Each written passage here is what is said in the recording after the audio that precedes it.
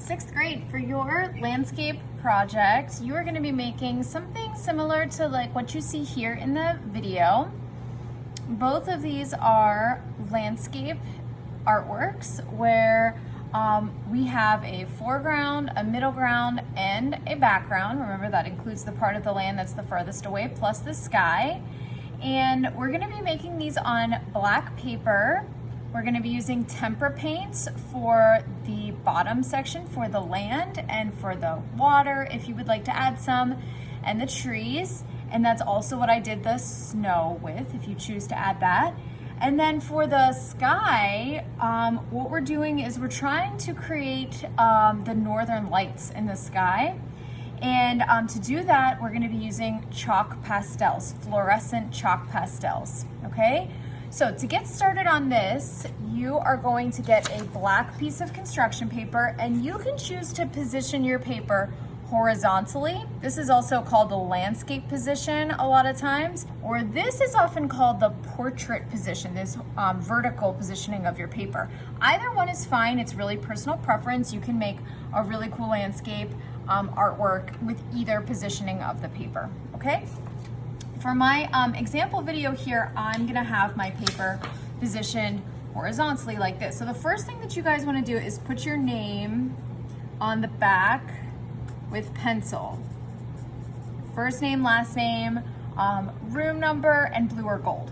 And then you wanna flip your paper over, okay? And regular pencil will show up on there, so just using a regular pencil, whatever pencil you have with you would work perfectly. Okay, so to start off, we're gonna have black and white tempera paint.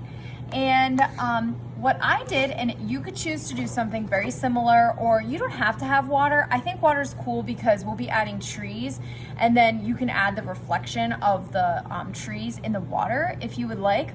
So the first thing that I'm gonna do here is I'm gonna start with my little strip of land right here that's gonna go past a little bit beyond my water. I'm gonna start with this strip of land that is white. Then we'll do some mixing to make this strip of mountains that's beyond that gray, okay? And then maybe we'll even add a little twist in this one. Okay, so push up your sleeves if you have long sleeves on. And then like I said, I'm gonna leave a little bit of a space, and then I'm gonna start my, my land.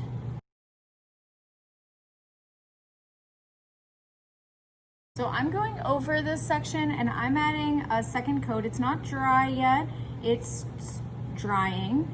And I'm just gonna add a second coat, and I'm also going to smooth out the paint so that there are no really thick areas, because if there are, that will take like a really, really long time to dry, which will not allow us to move on to the next step. So at this time, since I already have white on my brush, I am gonna add some details in the water down here. So I'm just gonna do that. I'm just gonna take the tiniest bit of paint on my brush. So not a lot at all. I'm kind of wiping off the extra on the side of the plate here. So I just have like a little bit, and I'm gonna use my brush, and I'm just very gently going to skim across the surface of the paper to add those details for the water. So maybe I'll get a little bit more paint, and I can take these off the edge of my paper. I don't want to leave a border on the edge of my paper. We want to create the illusion that this is going to go off the edge.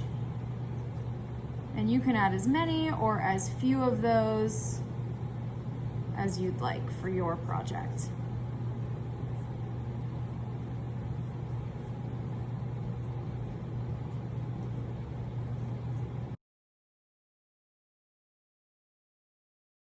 Okay, so now I'm going to go in and I'm gonna add my second layer of land. I don't want to disturb my first layer, so hopefully it's like at least a little bit dry at this point.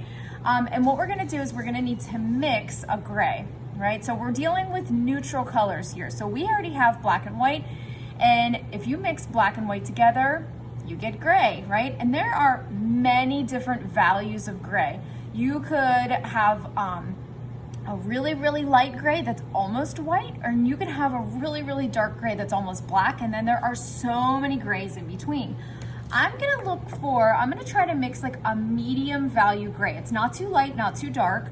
And to do that, I am going to get a little bit of paint off to the side here, okay?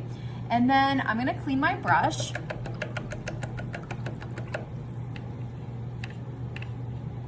And then I'm gonna take, so I'm bouncing it off the bottom. Just a reminder on that, bouncing it off the bottom of the water bucket, never tapping. We don't do that, we'll spray everybody with water. So bounce off the bottom, press your bristles on the side of the bucket, get a little bit of black paint, a little bit goes a really long way, and then mix it up. So if you feel like it's too dark, you can add a little bit of white. If you feel like it's too light, you can add a little bit more black, but I'm kind of happy with this gray. So I'm gonna add my mountain range right behind this layer of land of just snow. And so we're going with gray, so you can make it super bumpy or not that bumpy. Maybe I'll add an even bigger mountain over here. So it's up to you how exactly you want it to look.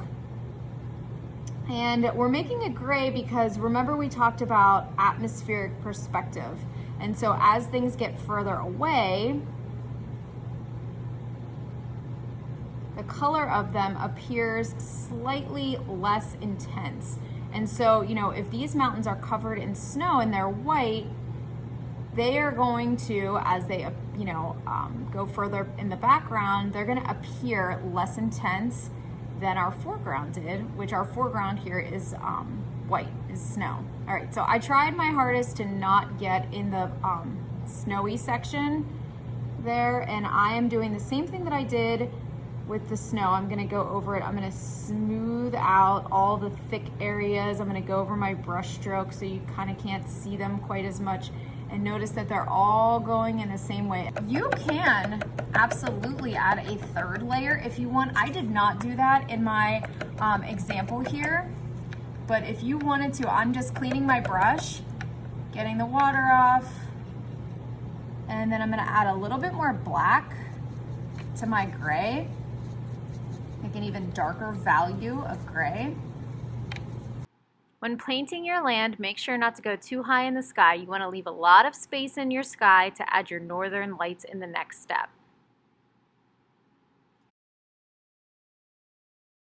Before moving on, this needs to be dry. So I'm gonna go and get a hair dryer, and I am going to make sure I leave a little bit of space. I don't want the hair dryer to touch the paper, and I'm just gonna dry it until it's not shiny anymore.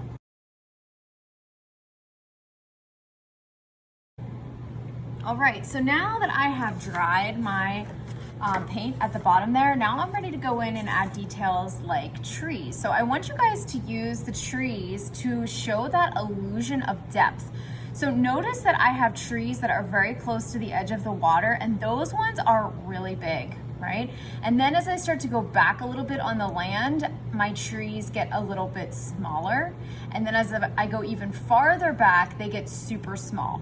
So I would suggest adding an odd number of trees. Maybe add 3. Like in this one, I added just 3 trees, so 1 big, 1 medium, and 1 small. And notice again that my biggest one is near the edge of the land, right? It's closest to us. My medium one's going a little bit farther back, and my smallest one is the farthest back. So my suggestion is to start with your biggest tree, and we're gonna do this with black tempera paint so that it stands out on here. And so I'm gonna do that maybe like right here. So what I do to paint these is I start with a line in the middle and I figure out how tall I'm gonna make it, okay? So I want this one to be pretty big. So I've started with just my line. Okay, so now I want the top to go out just a little bit. So I figured out how far out I want that to go. And then I want the bottom of my tree to go out about this far. So I'm gonna make the other side. So I want the top to go out this much, the bottom of it to go out this much. Let me give you a close-up of that. So there's kind of my plan for my tree. Now I'm gonna fill it in, okay? So I'll fill it in upside down, whoop, for you guys. Oh man, got a little spot of paint. That's okay, we'll fix that. So, all right, so I'm just gonna kind of make these little brush strokes kind of going out to create the texture of tree branches. And so I'm just kind of flicking my wrist out like this to do that. Okay. And then I can do the same thing on the other side. Now you might need to turn your paper to make it more comfortable for you. All right, so I have one tree done, okay? Now, I'm gonna go in and make my medium-sized tree. So I'm gonna put that back on the land a little bit farther, and I'm just gonna leave a little space away from the edge of the shore, and I'm gonna make it a tiny bit smaller. And then I'm also gonna add, another medium-sized one, maybe right here. And then I'm gonna add two smaller ones, one here, and that's much further back, and then one here. So I have it all planned out. So you can see my medium-sized trees planned out for here and here, and my two smaller trees. So now I'm gonna paint them in that same way.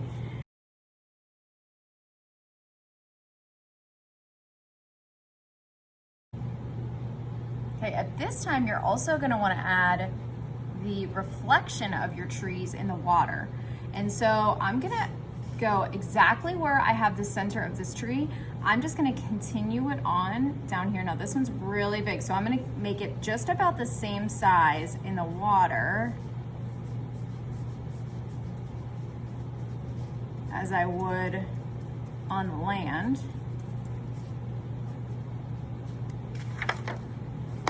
Okay. This one is a little bit further away from the land, so I'm gonna leave a little space in the water, and then I'm gonna do the same thing. And I'm not gonna spend as much time on the details of this. I'm gonna do it like really fast because, you know, it wouldn't necessarily be quite as detailed in the water in the reflection, right? So it's because, you know, the water's moving, so we're just adding like the gist of that tree down there. And then this one's probably too far back to really see a reflection, but maybe this one we see like a little bit of it further out. Okay. Okay, so once you have those reflections, oh, I almost forgot this one. So it's like an upside down tree.